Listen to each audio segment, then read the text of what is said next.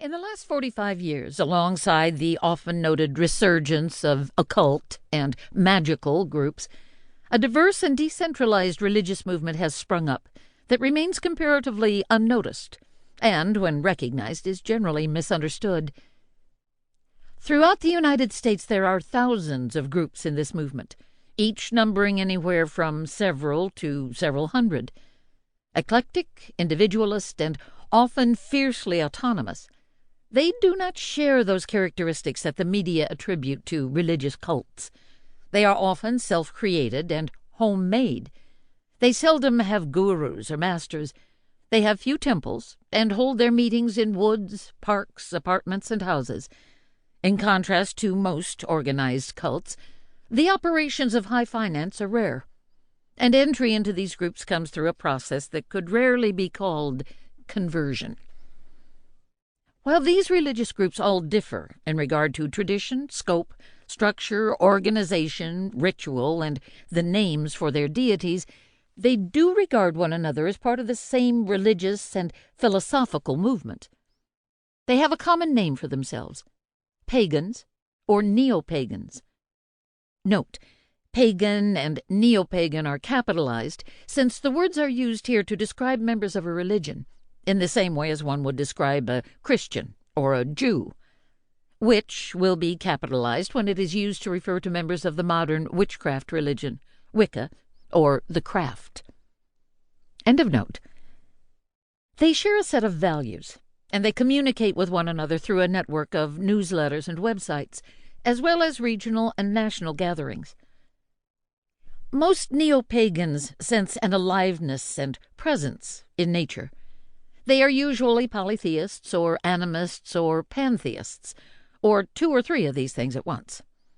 They share the goal of living in harmony with nature, and they tend to view humanity's advancement and separation from nature as the prime source of alienation. They see ritual as a tool to end that alienation.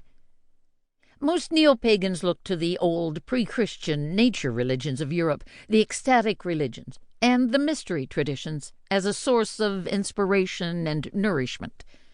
They gravitate to ancient symbols and ancient myths, to the old polytheistic religions of the Greeks, the Egyptians, the Celts, and the Sumerians. They are reclaiming these sources, transforming them into something new, and adding to them the visions of Robert Graves, even of J.R.R. Tolkien and other writers of science fiction and fantasy, as well as some of the teachings and practices of the remaining Aboriginal peoples. Most of these groups have grown up in cities, where the loss of enrichment from the natural world is most easily perceived, and where, also, the largest number of intellectual tools to enlarge such a perception exist. Fueled by romantic vision, fantasy, and visionary activities, empowered by a sense of planetary crisis and the idea that such a nature vision may be drowned in an ecocidal nightmare, Neo-Pagans have often allied themselves with other philosophical and political movements. Since 1972, I have moved freely among a large number of Neo-Pagans. I have visited groves and covens across the country, and have attended many festivals and gatherings. I have also visited groups in Canada and the United Kingdom.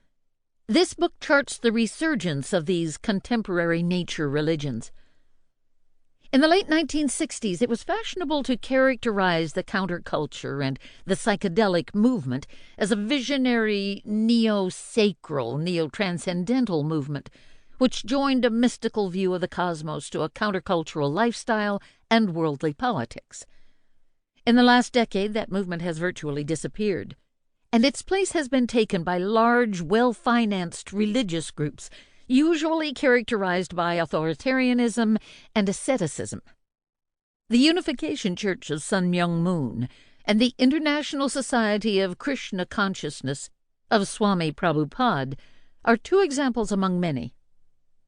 In contrast, the Neo-Pagan groups described in this book have something of that original neo-sacral impulse of the 1960s.